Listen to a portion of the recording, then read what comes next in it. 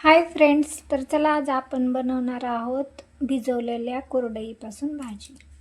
तर बघा आपण त्यासाठी काय काय घेतलं आहे। 2-3 कांदे चिरून घेतलेले आहेत, 2 टोमॅटो, कोथिंबीर, कढीपत्ता आणि 2 अंडे। तर बघा 2 चमचे तेल टाकलेलं आहे। तर याच्यामध्ये जिरे मोहरी टाकून घेऊया, त्यानंतर कढीपत्ता, त्यानंतर बारीक चिरलेला कांदा चांगला ब्राऊन होईपर्यंत परतून घ्या।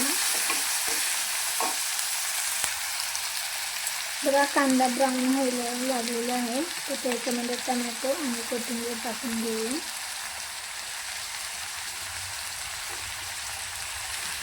टोमॅटो पण चांगले फ्राय करून घेऊया।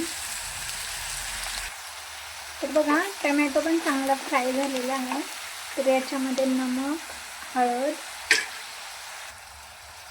थोडासा काळा मसाला टाकूया।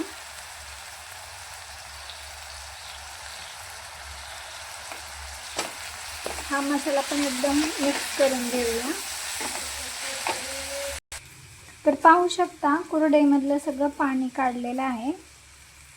कढईमध्ये टाकून घेऊया आणि 10 मिनिटं बारीक गॅसवरती झाकून ठेवूया। तर बघा ह्या कुरडईमधलं पूर्ण पाणी सुकल्यानंतर आपण याच्यामध्ये अंडे फोडून टाकणार आहोत। तर 2 मिनिटं झाकून ठेवूया। सुकलेला आहे, तर याच्यामध्ये अंडे टाकून घेऊया।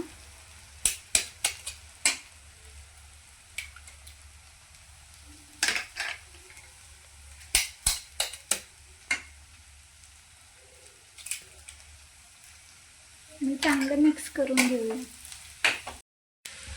चला तर मग आपली गरमागरम कुरडईची भाजी तयार आहे। आवडली असेल तर नक्कीच चॅनलला लाईक, शेअर, सबस्क्राईब करायला विसरू नका। थँक्यू।